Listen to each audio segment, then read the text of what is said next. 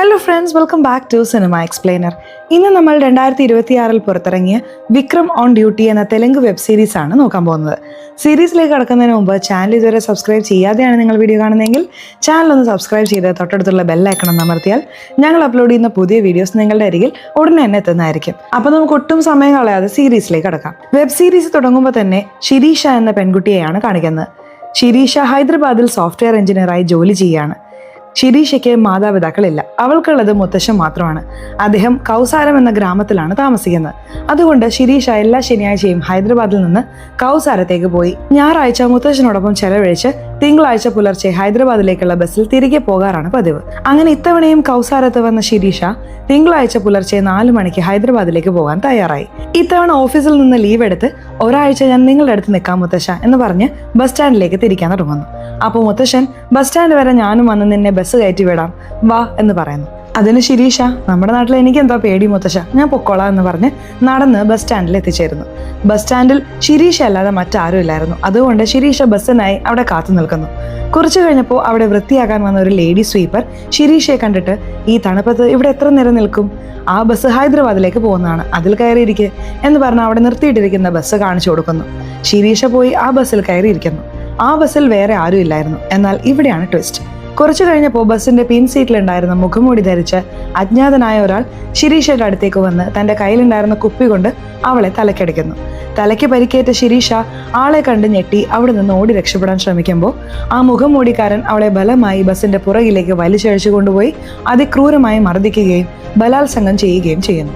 ശിരീഷയ്ക്ക് ബോധം നഷ്ടപ്പെടുമ്പോൾ അയാൾ അവിടെ നിന്ന് പോകുന്നതായി കാണിക്കുന്നു.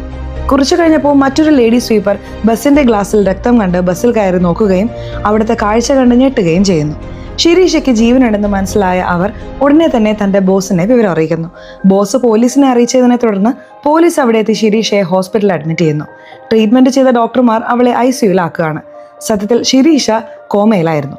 ഫോറൻസിക് ടീമിന് ക്രൈം നടന്ന സ്ഥലത്ത് നിന്ന് യാതൊരു തെളിവും ലഭിച്ചില്ല.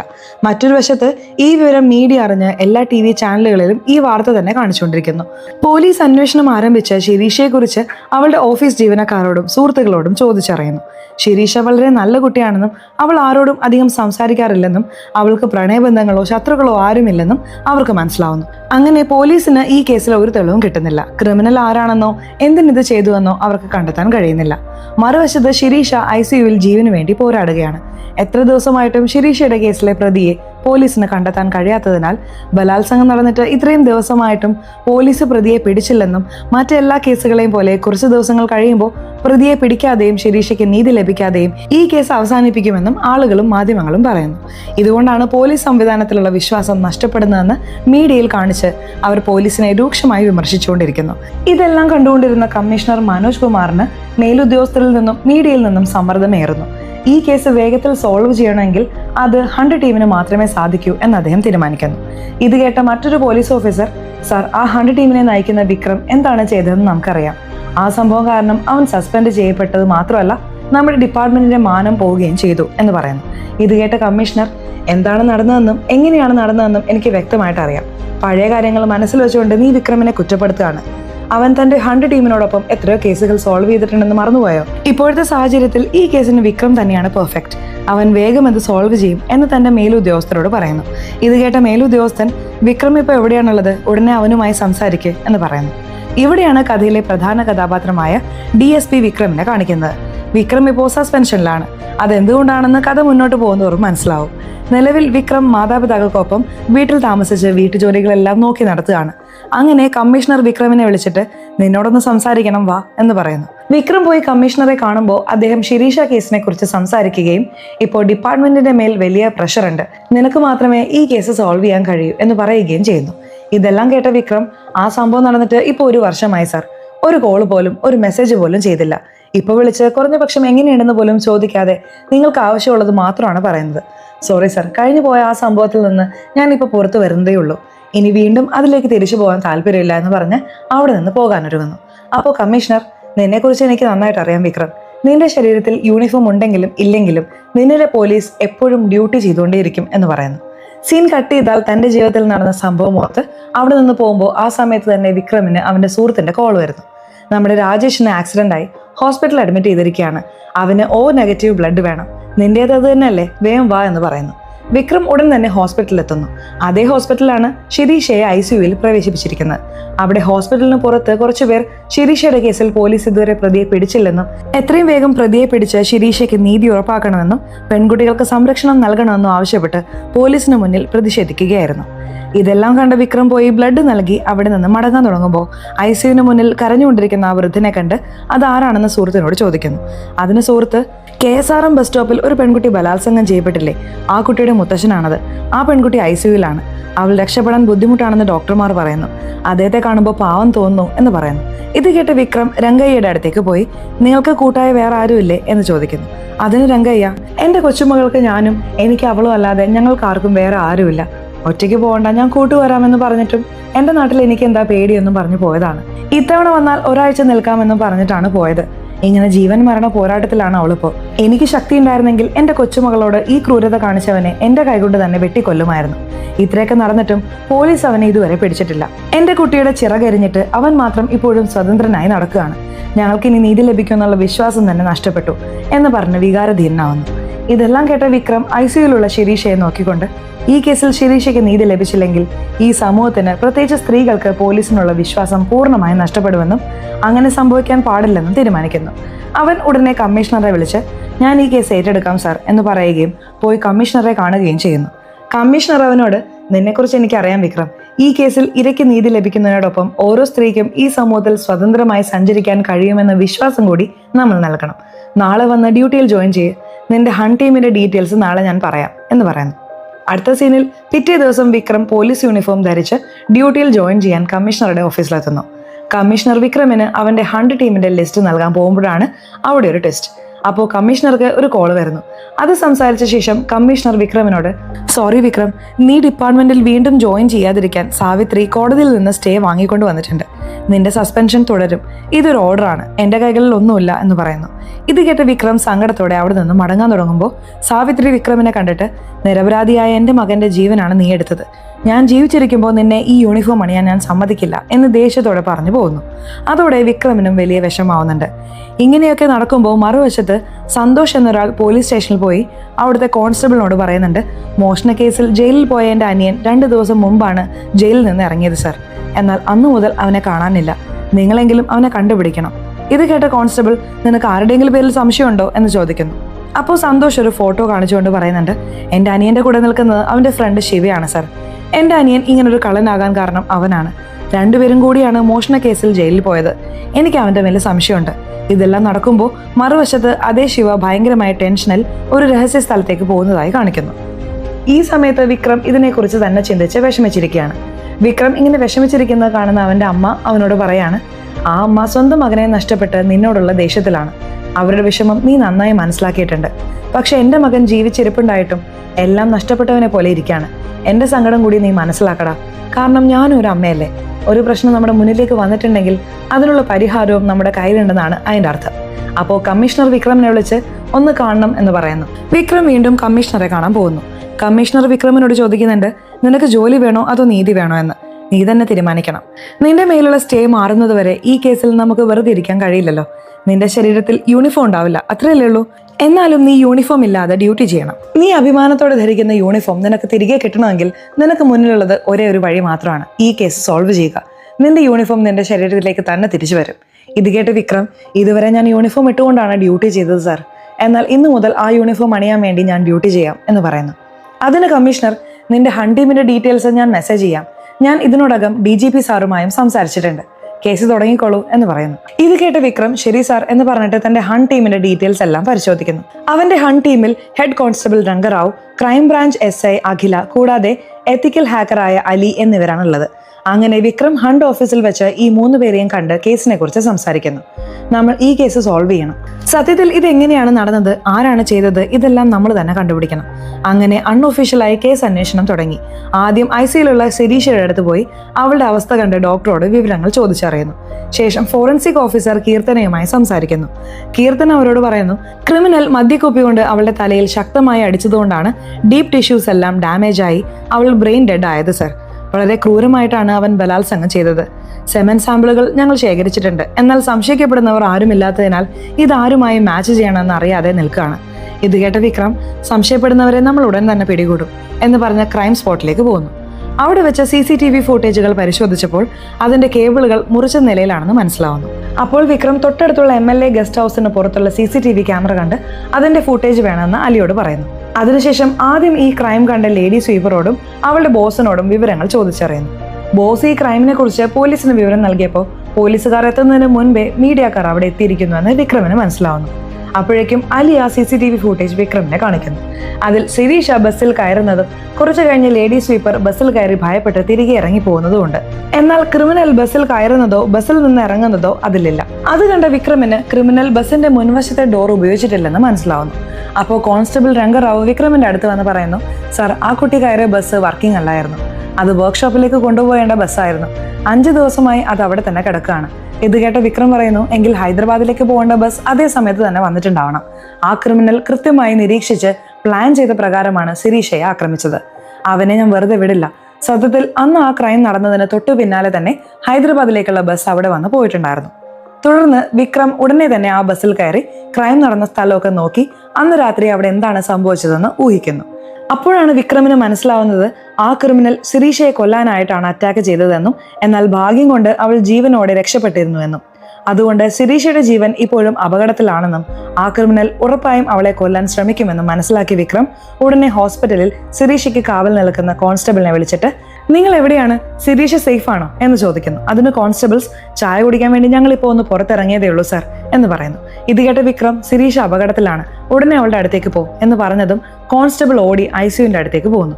എന്നാൽ ആ സമയം നഴ്സിന്റെ വേഷത്തിൽ ഒരാൾ ശിരീഷയുടെ അടുത്ത് വന്ന് അവളുടെ ഓക്സിജൻ ട്യൂബ് ഊരി മാറ്റി അവളെ കൊല്ലാൻ ശ്രമിക്കുന്നു. എന്നാൽ പെട്ടെന്ന് പോലീസുകാർ അവിടേക്ക് വന്നതുകൊണ്ട് അയാൾ അവിടെ നിന്ന് ഓടിപ്പോയി. ഉടൻ തന്നെ കോൺസ്റ്റബിൾ വിക്രമിനെ വിളിച്ചിട്ട് ശിരീഷ സേഫാണ് സർ എന്ന് പറഞ്ഞപ്പോഴാണ് വിക്രം ശാന്തനാവുന്നത്. മറുവശത്ത് സന്തോഷ് പോലീസ് സ്റ്റേഷനിൽ തന്റെ അനിയനെ കാണാനില്ലെന്ന് പരാതി നൽകി വീട്ടിലെത്തിയപ്പോൾ അമ്മ ദേഷ്യപ്പെട്ടിരിക്കുന്നത് കണ്ട് ചോദിക്കുന്നുണ്ട്, ഇപ്പോഴും അമ്മയ്ക്ക് എന്നോടുള്ള ദേഷ്യം മാറിയില്ലേ? അതിനമ്മ, അവൻ കള്ളത്തരം കാണിച്ച് ജയിലിൽ പോയതുകൊണ്ട് നമ്മുടെ മാനം എല്ലാം പോയി. എല്ലാവരും എന്നെയും ഒരു കള്ളിയെ പോലെയാണ് കാണുന്നത്. അങ്ങനെ ഒരു മകൻ ജീവിച്ചിരിക്കുന്നതും മരിക്കുന്നതും ഒരുപോലെയാണ് എന്ന് പറയുന്നു. അതിന് സന്തോഷ്, അവൻ ചെയ്ത തെറ്റിന് അവൻ 4 വർഷം ജയിലിൽ കിടന്ന് അനുഭവിച്ചില്ലേ? അവൻ വീട്ടിൽ വരുമ്പോൾ ഇനിയും അവനോട് ദേഷ്യപ്പെടരുത് അമ്മേ എന്ന് പറയുന്നു. ഇതിനിടെ കാര്യങ്ങൾ നന്നായി ആലോചിച്ച വിക്രമിന് ക്രൈം സ്പോട്ടിൽ പോലീസുകാർ എത്തുന്നതിന് മുൻപേ മീഡിയക്കാർ എത്തിയിരുന്നു എന്ന് പറഞ്ഞ കാര്യം ഓർമ്മ വരികയും ക്രൈം നടന്ന സമയത്ത് ആ ബസ് സ്റ്റാൻഡിന്റെ പരിസരത്തുള്ള ടവറുകളിൽ ആക്റ്റീവായിരുന്ന മൊബൈൽ നമ്പറുകൾ ട്രാക്ക് ചെയ്യാൻ അലിയോട് പറയുകയും ചെയ്യുന്നു. അലി ട്രാക്ക് ചെയ്തപ്പോൾ ആ സമയത്ത് 5 നമ്പറുകൾ അവിടെ ആക്റ്റീവ് ആയിരുന്നു എന്ന് മനസ്സിലാവുന്നു. വിക്രം അലിയോട് ആ നമ്പറുകളിൽ നിന്ന് മീഡിയയെ വിളിച്ചറിയിച്ച നമ്പർ ഏതാണെന്ന് കണ്ടുപിടിക്കുക എന്ന് പറയുന്നു. അങ്ങനെ അലി ചെക്ക് ചെയ്തപ്പോൾ ഒരൊറ്റ നമ്പറിൽ നിന്ന് 3 മീഡിയ ചാനലുകളിലേക്ക് കോൾ പോയതായി കണ്ടെത്തുകയും ആ നമ്പറിലേക്ക് വിളിച്ചപ്പോൾ സ്വിച്ച് ഓഫ് ആണെന്ന് മനസ്സിലാവുകയും ചെയ്യുന്നു. അതുകൊണ്ട് ആ നമ്പർ ട്രാക്ക് ചെയ്ത് വിവരങ്ങൾ നോക്കിയപ്പോൾ ആ നമ്പർ അശോക് എന്നൊരാളുടെ പേരിലാണെന്ന് മനസ്സിലാവുന്നു. ഇതൊക്കെ കണ്ട വിക്രമിന് ഒരു കാര്യം മനസ്സിലാവുന്നു, അവന് ബലാത്സംഗം ചെയ്യാൻ മാത്രമായിരുന്നു ഉദ്ദേശമെങ്കിൽ മീഡിയയെ വിളിക്കേണ്ട ആവശ്യമില്ലായിരുന്നു. എന്നാൽ അവൻ മീഡിയയെ വിളിച്ചു എന്ന് പറഞ്ഞാൽ അവൻ എന്തോ ഒരു കാര്യം ലോകത്തെ അറിയിക്കാൻ ഉദ്ദേശിക്കുന്നുണ്ടെന്നാണ് അർത്ഥം. അതായത് ഇതൊരു പ്രതികാരമായിരിക്കണം എന്ന് വിക്രം തന്റെ ടീമിനോട് പറയുന്നു. തീർച്ചയായിട്ടും ആ ക്രിമിനൽ ആരാണെന്ന് ശിരീഷയ്ക്ക് അറിയാമായിരിക്കും. പക്ഷേ ശിരീഷ ഇപ്പോഴും കോമയിലായതുകൊണ്ട് അവളുടെ അയൽവാസികളോട് ചോദിച്ചാൽ അവനെക്കുറിച്ച് എന്തെങ്കിലും വിവരം ലഭിക്കാൻ സാധ്യതയുണ്ടെന്ന് പറഞ്ഞ് ശിരീഷയുടെ വീടിനടുത്തേക്ക് പോയി അയൽവാസികളോട് അവളെക്കുറിച്ച് ചോദിച്ചറിയുന്നു. അപ്പോൾ ശിരീഷയുടെ അയൽക്കാരിയായ സമത എന്ന സ്ത്രീയോട് ശിരീഷയെക്കുറിച്ച് ചോദിച്ചപ്പോൾ അവർ അല്പം ടെൻഷനാകുന്നത് ശ്രദ്ധിച്ച വിക്രമിന് സമത ശിരീഷയുമായി ബന്ധപ്പെട്ട എന്തോ ഒരു കാര്യം മറച്ചു വെക്കുന്നുണ്ടെന്ന് സംശയം തോന്നുന്നു.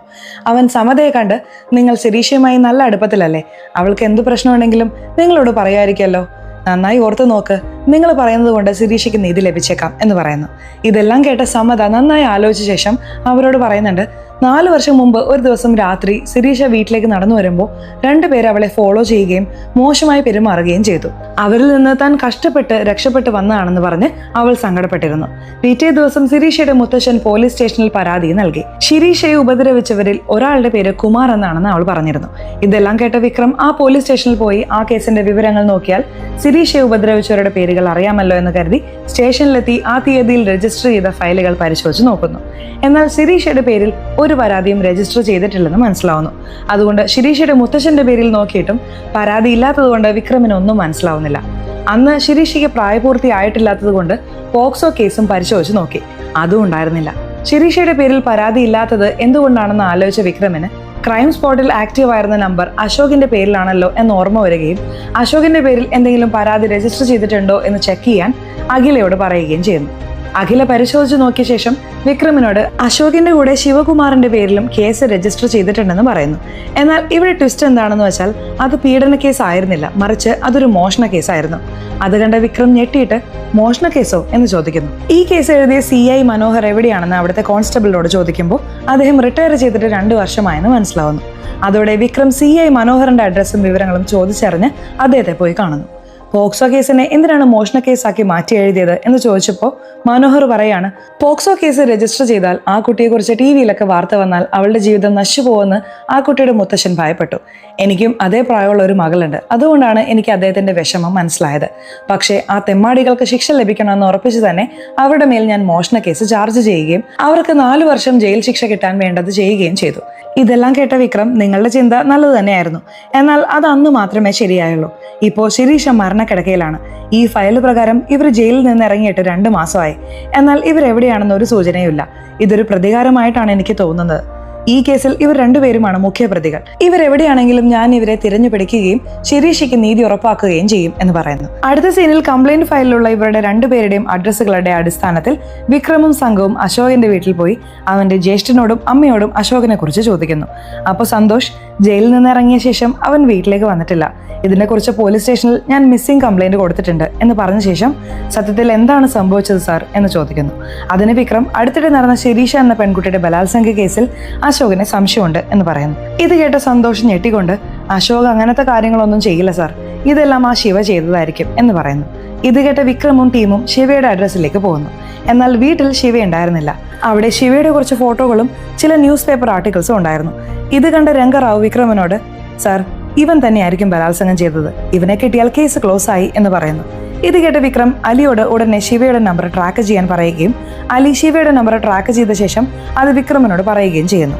വിക്രം ശിവയെ പിടിക്കാൻ ടീമിനോടൊപ്പം ആ ലൊക്കേഷനിലേക്ക് പോകുന്നു. എന്നാൽ അവിടുത്തെ കാഴ്ച കണ്ട എല്ലാവരും ഞെട്ടിത്തെറിച്ച് നിൽക്കുകയായിരുന്നു. എന്തുകൊണ്ടെന്നാൽ അപ്പോഴേക്കും ശിവയെ ആരോ ക്രൂരമായി കൊലപ്പെടുത്തിയിരുന്നു. ശിവയുടെ മൃതദേഹവും രക്തവും കണ്ട വിക്രമിന് തന്റെ പഴയ സംഭവങ്ങൾ ഓർമ്മ വരികയും അവൻ പരിഭ്രാന്തനാവുകയും ചെയ്യുന്നു. സീൻ കട്ട് ചെയ്താൽ ഫോറൻസിക് ടീം അവിടെ എത്തി അവിടുത്തെ ബ്ലഡ് സാമ്പിളുകളും തെളിവുകളെല്ലാം ശേഖരിക്കുന്നു. എന്നാൽ ഇതെല്ലാം കണ്ട വിക്രം തന്റെ ടീമിനോട് പറയാണ്, നമ്മൾ ശിവയെ ട്രാക്ക് ചെയ്യുന്നുണ്ടെന്ന് ആ ക്രിമിനലിന് എങ്ങനെ മനസ്സിലായി? എന്ന് വെച്ചാൽ നമ്മളെ ആരോ ഫോളോ ചെയ്യുന്നുണ്ടെന്ന് വേണം കരുതാൻ. അപ്പോഴാണ് ഫോറൻസിക് ഓഫീസർ കീർത്തന മരിച്ച ശിവയുടെ ഫോൺ വിക്രമിന് നൽകിക്കൊണ്ട് പറയുന്നത്, സർ ബസ്സിൽ നിന്ന് ശിരീഷയുടെ ബ്ലഡ് സാമ്പിളുകൾ മാത്രമല്ല മറ്റൊരാളുടെ ബ്ലഡ് സാമ്പിളും ലഭിച്ചിട്ടുണ്ട്, അത് ഉറപ്പായും ആ ക്രിമിനലിൻ്റേത് തന്നെ ആയിരിക്കണം. ശേഷം അലി ശിവയുടെ ഫോൺ തുറന്ന് കോൾ റെക്കോർഡിങ്ങുകളും വാട്സാപ്പ് ചാറ്റുകളും പരിശോധിച്ചപ്പോൾ ശിവ അശോകനോട് സംസാരിക്കാൻ ഒത്തിരി ശ്രമിച്ചിരുന്നതായി മനസ്സിലാവുന്നു. അതിൽ ഒരു ഓഡിയോ ക്ലിപ്പ് പ്ലേ ചെയ്ത് കേട്ടപ്പോൾ ശിവ അശോകന് അയച്ച ആ വോയിസ് മെസ്സേജിൽ, എടാ അശോക്, പോലീസുകാർ നമ്മുടെ നാട്ടിലേക്ക് വന്നിട്ടുണ്ടടാ, നീ എവിടെയാണടാ, നീ കാരണം ഞാനും ഇതിൽ കുടുങ്ങുമല്ലോ എന്നായിരുന്നു ഉണ്ടായിരുന്നത്. അത് കേട്ട അലി വിക്രമിനോട്, ഈ മെസ്സേജ് കാണുമ്പോൾ ശിവ അശോകനോട് സംസാരിക്കാൻ വളരെയധികം ശ്രമിച്ചിട്ടുണ്ടെന്ന് മനസ്സിലാവുന്നുണ്ട് സാർ. മാത്രമല്ല മീഡിയയ്ക്ക് കോൾ ചെയ്തതും ശിവയ്ക്ക് അവസാനമായി ലൊക്കേഷൻ ഷെയർ ചെയ്തതും അശോകാണ്. എല്ലാ തെളിവുകളും അശോകിലേക്കാണ് വിരൽ ചൂണ്ടുന്നത് എന്ന് പറയുന്നു. ഇത് കേട്ട വിക്രം, ക്രിമിനൽ അവൻ ആവശ്യമുള്ളപ്പോൾ ഫോൺ ഓൺ ആക്കുകയും ശേഷം സ്വിച്ച് ഓഫ് ചെയ്യുകയുമാണ്. He is smart. അവൻ ഇവിടെ അടുത്ത് തന്നെ ഉറപ്പായിട്ടും ഉണ്ടാവും. അതുകൊണ്ട് ഇന്ന് രാത്രി നമുക്ക് ഇവിടെ ഹോട്ടലിൽ തന്നെ തങ്ങാം എന്ന് പറയുന്നു. അങ്ങനെ എല്ലാവരും ആ രാത്രി അവിടെ ലോഡ്ജിൽ തന്നെ തങ്ങുന്നു. മറുവശത്ത് എല്ലാ TV ചാനലുകളിലും 4 ദിവസമായിട്ടും പോലീസിന് ശിരീഷ കേസിൽ പ്രതിയെ കണ്ടെത്താൻ കഴിഞ്ഞില്ലെന്ന് കാണിച്ചുകൊണ്ടിരിക്കുന്നു. അതുകൊണ്ട് കമ്മീഷണർ വിക്രമിനെ വിളിച്ചിട്ട്, ശിരീഷ കേസ് എവിടം വരെ എത്തി? മുകളിൽ നിന്നുള്ള പ്രഷർ കൂടുന്നുണ്ട്. കേസ് നമ്മുടെ കയ്യിൽ നിന്ന് CBIക്ക് പോകുന്നതിന് മുമ്പ് ക്രിമിനലിനെ കണ്ടുപിടിക്കുക എന്ന് പറയുന്നു. പിറ്റേ ദിവസം രാവിലെ വിക്രമിന്റെ ടീം അവന്റെ അടുത്ത് വന്ന്, സാർ ബ്രേക്കിംഗ് ന്യൂസ് എന്ന് പറഞ്ഞ ന്യൂസ് ചാനൽ വെക്കുന്നു. അതിൽ ശിരീഷയ്ക്ക് ബോധം വന്നുവെന്നും ഇനി അവൾ ക്രിമിനൽ ആരാണെന്ന് പറയുമെന്നും പോലീസ് അതിനായി വെയിറ്റ് ചെയ്യുകയാണെന്നും കാണിക്കുന്നു. കേസ് ഓൾമോസ്റ്റ് അവസാനിച്ചതുപോലെയാണെന്ന് അവർ പറയുന്നു. അവർ വിക്രമിനോട്, സാർ ആ കുട്ടിക്ക് ബോധം വന്നെന്ന് പറയുന്നു, ഇനി നമുക്ക് ആ ക്രിമിനലിനെ വേഗത്തിൽ പിടിക്കാമല്ലോ എന്ന് പറഞ്ഞ് സന്തോഷിക്കുമ്പോൾ ഇതെല്ലാം കണ്ട വിക്രമിൽ യാതൊരു ഭാവവ്യത്യാസവും ഉണ്ടായിരുന്നില്ല. അപ്പോൾ അഖില, എന്താ സാർ ഇത്രയും ഒരു ഗുഡ് ന്യൂസ് പറഞ്ഞിട്ടും നിങ്ങളൊരു റിയാക്ഷനും ഇല്ലല്ലോ എന്ന് ചോദിക്കുമ്പോൾ വിക്രം ചിരിക്കുന്നു. ഇവിടെയാണ് അടിപൊളി ട്വിസ്റ്റ്. സത്യത്തിൽ ശിരീഷയ്ക്ക് ബോധം വന്നിട്ടുണ്ടായിരുന്നില്ല, എന്നാൽ വിക്രം നന്നായി പ്ലാൻ ചെയ്തതാണിത്. അവൾക്ക് ബോധം വന്നുവെന്നും അവൾ ക്രിമിനലിന്റെ പേര് പറയുമെന്നും എല്ലാ TV ചാനലുകളിലും ഒരു ഫേക്ക് ന്യൂസ് കൊടുത്താൽ അവളെ കൊല്ലാൻ യഥാർത്ഥ ക്രിമിനൽ ഉറപ്പായും ഹോസ്പിറ്റലിൽ വരുമെന്ന് അവൻ പ്ലാൻ ചെയ്തിരുന്നു. മറുവശത്ത് ആ ന്യൂസ് കണ്ട് അത് സത്യമാണെന്ന് കരുതിയ ക്രിമിനൽ ശിരീഷയെ കൊല്ലാൻ മുഖംമൂടിയും ധരിച്ച് ഹോസ്പിറ്റലിലെത്തി അവളെ കൊല്ലാൻ ശ്രമിക്കുമ്പോൾ അവിടെ കാത്തു നിൽക്കുന്നുണ്ടായിരുന്ന പോലീസുകാർ അവനെ പിടിച്ച് അറസ്റ്റ് ചെയ്യുന്നു. ഉടൻ തന്നെ പോലീസ് വിക്രമിനെ വിളിച്ച് നിങ്ങൾ പറഞ്ഞത് തന്നെ സംഭവിച്ചു സാർ എന്ന് പറയുന്നു. ഇത് കേട്ട വിക്രം അശോകിനെ കിട്ടിയോ എന്ന് ചോദിക്കുന്നു. ഇവിടെ മറ്റൊരു ട്വിസ്റ്റ്. പ്രതി അശോകല്ല, ഒരു പെൺകുട്ടിയാണ് സാർ എന്ന് പോലീസ് പറഞ്ഞപ്പോൾ വിക്രം ശരിക്കും ഞെട്ടുന്നുണ്ട്. അങ്ങനെ ആ പെൺകുട്ടിയുടെ വിവരങ്ങൾ ചോദിച്ചറിഞ്ഞപ്പോൾ അവളുടെ പേര് മഞ്ജുള എന്നാണെന്ന് മനസ്സിലാവുന്നു. വിക്രമും സംഘവും അവളെ കസ്റ്റഡിയിലെടുത്ത് സത്യത്തിൽ നീ എന്തിനാണ് ശിരീഷയെ കൊല്ലാൻ നോക്കിയത്, അവളും നീയും തമ്മിലുള്ള ബന്ധം എന്താണ് എന്ന് എത്ര തവണ ചോദിച്ചിട്ടും മഞ്ജുള ഒരു മറുപടിയും പറയുന്നില്ല. അതുകൊണ്ട് അവർ പോലീസിന്റെ രീതിയിൽ അവളെ തല്ലി ചോദിച്ചപ്പോൾ മഞ്ജുള അവരോട് പറയുന്നുണ്ട്, അശോകിനെ ഞാൻ ജീവന് തുല്യം സ്നേഹിക്കുന്നുണ്ട്. ഇപ്പോൾ ശിരീഷയ്ക്ക് ബോധം വന്നാൽ എൻ്റെ അശോകിനെ വീണ്ടും ജയിലിൽ പോകേണ്ടി വരും. അതുകൊണ്ടാണ് ഞാൻ അവളെ കൊല്ലാൻ വന്നത്. ഇത് കേട്ട വിക്രം അശോക് ഇപ്പോൾ എവിടെയാണുള്ളത് എന്ന് ചോദിക്കുന്നു. അതിന് മഞ്ജുള ഞാൻ പറയില്ല, ഞാൻ പറഞ്ഞാലും അവനെ നിങ്ങൾക്ക് കിട്ടില്ല, നിങ്ങൾക്കാർക്കും അവനെ ഒന്നും ചെയ്യാൻ കഴിയില്ല എന്ന് പറഞ്ഞ് ചിരിക്കുന്നു. ഇതെല്ലാം കേട്ട വിക്രമിന് അവൾ സത്യം പറയുന്നതല്ല എന്ന് തോന്നുന്നു. അന്ന് തന്നെ കമ്മീഷണർ വിക്രമിനെ വിളിച്ച് പറയാണ്, ഇപ്പോഴും ക്രിമിനലിനെ പിടിക്കാൻ കഴിഞ്ഞില്ലല്ലോ, നാളെ 12 മണിക്കുള്ളിൽ ക്രിമിനലിനെ പിടിച്ചില്ലെങ്കിൽ കേസ് CBIക്ക് കൊടുക്കുമെന്നാണ് അവർ പറയുന്നത്. അപ്പോൾ നിന്റേത് ഒരു ഫെയിലിയർ ടീമായി മാറും. അതിന് വിക്രം, ഈ കേസിൽ എനിക്ക് വലിയൊരു ബ്രേക്ക് ത്രൂ കിട്ടിയിട്ടുണ്ട് സാർ. നാളെ രാവിലെ 11 മണിക്ക് തന്നെ ക്രിമിനലിനെ ഞാൻ നിങ്ങളുടെ മുന്നിൽ കൊണ്ടുവരും, നിങ്ങളൊന്നും ടെൻഷൻ അടിക്കണ്ട എന്ന് പറഞ്ഞ് അവിടെ നിന്ന് പോകുന്നു. ഇതെല്ലാം കേട്ട രംഗറാവു വിക്രമിനോട്, ആ അശോക് എവിടെയുണ്ടെന്ന് നിങ്ങൾക്കറിയാമോ സാർ എന്ന് ചോദിക്കുന്നു. അതിന് വിക്രം, അറിയാമെന്ന് ഞാൻ ആരോട് പറഞ്ഞു, നാളെ രാവിലെ വരെ സമയമുണ്ടല്ലോ, എൻ്റെ കയ്യിൽ ഒരു പ്ലാൻ ഉണ്ട്, നമുക്ക് കണ്ടുപിടിക്കാം വാ എന്ന് പറയുന്നു.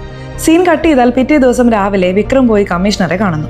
കമ്മീഷണർ അവനോട് ക്രിമിനൽ അശോക് എവിടെ എന്ന് ചോദിക്കുന്നു.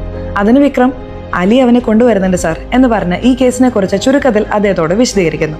ശിവയും അശോകും ജയിലിൽ നിന്ന് വന്നതിന് ശേഷം അശോക് ശിരീഷയോടുള്ള പ്രതികാരത്തിന്റെ ഭാഗമായിട്ടാണ് ഇതെല്ലാം ചെയ്തത്. അവർക്ക് ഈ മഞ്ജുളയും സഹായം നൽകിയിരുന്നു. അതുപോലെ ഇത് ചെയ്തത് അശോക് ആണെന്ന് പറയാൻ ഒരു ദൃക്സാക്ഷി കൂടെയുണ്ട്. അശോകിന്റെ ജ്യേഷ്ഠൻ സന്തോഷിനെ അവിടേക്ക് വിളിച്ച് അവൻ കണ്ട കാര്യങ്ങൾ പറയാൻ പറയുന്നു. സത്യത്തിൽ എല്ലാ ദിവസത്തെയും പോലെ അന്ന് രാവിലെയും ഡ്യൂട്ടി കഴിഞ്ഞ് സന്തോഷ് ആ ബസ് സ്റ്റാൻഡ് വഴി വീട്ടിലേക്ക് നടന്നു വരുമ്പോഴാണ് കൈകളിൽ മുഴുവൻ രക്തവുമായി ഒരു സൈക്കോയെ പോലെ പെരുമാറുന്ന അശോകിനെ അവൻ കാണുന്നത്. എന്താണ് ഈ രക്തം എന്ന് ചോദിച്ചപ്പോൾ അശോക് അവനോട് പറയുന്നുണ്ട്, ഞാൻ ജയിലിൽ പോകാൻ കാരണമായ ശിരീഷയ്ക്ക് ഞാൻ തക്കതായ മറുപടി നൽകി എന്ന് പറഞ്ഞ് സൈക്കോയെ പോലെ ചിരിക്കുന്നു. ഇത് കേട്ട സന്തോഷ് ഞെട്ടി അവനെ നന്നായി തല്ലുന്നുണ്ട്. എന്നിരുന്നാലും അശോക് അവിടെ നിന്ന് പോയിരുന്നു. പിന്നെ അനിയനോടുള്ള സ്നേഹം കാരണം അവനെ എങ്ങനെയെങ്കിലും രക്ഷിക്കണമെന്ന് കരുതി സന്തോഷ് മനഃപൂർവ്വം പോലീസ് സ്റ്റേഷനിൽ അവനെ കാണാനില്ലെന്ന് കംപ്ലൈന്റ് കൊടുക്കുകയായിരുന്നു. ഇതെല്ലാം മനസ്സിലാക്കിയ കമ്മീഷണർ, ഇതൊക്കെ ശരി, ആ അശോക് എവിടെ എന്ന് ചോദിക്കുന്നു. അപ്പോൾ വിക്രം, ഞാൻ കൊണ്ടുവരാം എന്ന് പറഞ്ഞ് അവിടേക്ക് പോകുന്നുണ്ട്. ഇത് കേട്ട മഞ്ജുള, അശോകിനെ പിടിക്കാൻ നിങ്ങൾക്ക് കഴിയില്ല എന്ന് പറഞ്ഞ് ചിരിക്കുന്നു. എന്നാൽ ഇവിടെയാണ് ഏറ്റവും വലിയ ട്വിസ്റ്റ്. അപ്പോൾ വിക്രം പൂർണ്ണമായും വികൃതമായ നിലയിലുള്ള അശോകിന്റെ ഡെഡ് ബോഡിയെ അവിടേക്ക് കൊണ്ടുവരുന്നു. അത് കണ്ട് മഞ്ജുളയും സന്തോഷും ഉറക്കെ കരയാണ്. ഇത് കണ്ട് കമ്മീഷണർ വിക്രമിനോട്, അപ്പോൾ ഈ കേസ് ഇവിടെ അവസാനിച്ചോ എന്ന് ചോദിക്കുന്നു. അതിന് വിക്രം, അശോക് മരിച്ചതുകൊണ്ട് ഇത് അവസാനിച്ചിട്ടില്ല, അശോക് മരിച്ചത് കൊണ്ടാണ് ഇത് തുടങ്ങിയത് എന്ന് പറയുന്നു. സത്യത്തിൽ അശോക് എങ്ങനെ മരിച്ചു? അവനെ കൊന്നത് ആരാണ്? അശോക് മരിച്ചെങ്കിൽ ശിവയെ കൊന്നത് ആര്? ശിരീഷ കേസിൽ ഇനിയും ആരൊക്കെ ഉൾപ്പെട്ടിട്ടുണ്ട്? വിക്രം ഈ കേസ് തെളിയിക്കുമോ? ശിരീഷയ്ക്ക് ബോധം വരുമോ? ഈ ചോദ്യങ്ങൾക്കെല്ലാമുള്ള ഉത്തരം അറിയണമെങ്കിൽ സീസൺ 2 കാത്തിരുന്നേ മതിയാവും. സോ ഇതുവരേക്കും സീരീസ് എങ്ങനെയുണ്ടായിരുന്നു? സീരീസിനെ കുറിച്ചിട്ടുള്ള നിങ്ങളുടെ അഭിപ്രായങ്ങൾ തീർച്ചയായിട്ടും കമന്റ് ബോക്സിൽ രേഖപ്പെടുത്തണേ. അതുപോലെ ചാനൽ ഇതുവരെ സബ്സ്ക്രൈബ് ചെയ്തിട്ടില്ലെങ്കിൽ ചാനൽ ഒന്ന് സബ്സ്ക്രൈബ് ചെയ്ത് ഈ വീഡിയോ ഇഷ്ടപ്പെട്ടാൽ തീർച്ചയായിട്ടും ലൈക്ക് കൊടുത്തരാൻ മറക്കല്ലേ. സോ ഇനി അടുത്തൊരു വീഡിയോയിൽ കാണുന്നവരെ ബൈ.